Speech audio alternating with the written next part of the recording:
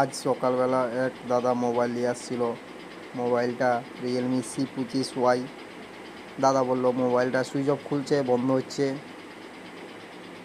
আমি বললাম দাদা চার্জে দিলে মোটামুটি মোবাইল কি চালু আছে? বললো ঠিক আছে, মোবাইল চালু আছে।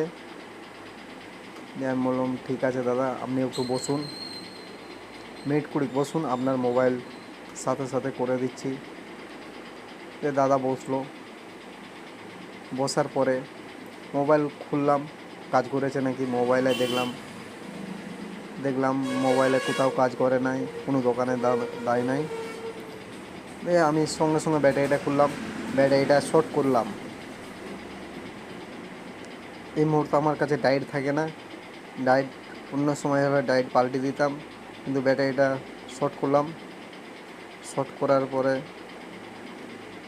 ভালো করে কাঁচিটা এই মুহূর্তে খুঁজে পাওয়া যাচ্ছে না, দিয়ে ব্লেড দিয়ে কেটে নিলাম জাম্পারের তারটা কেটে নেওয়ার পরে ব্যাটারিটা ভালো করে বসালাম। ব্যাটারিটা লাগানোর পরে মোবাইল চালু হচ্ছে নাকি দেখলাম, মোবাইল চালু হচ্ছে।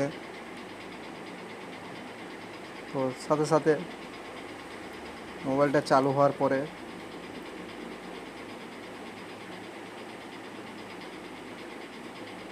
আমি বললাম দাদা আপনার মোবাইল হয়ে গেছে, মোবাইল চালু হয়ে গেছে।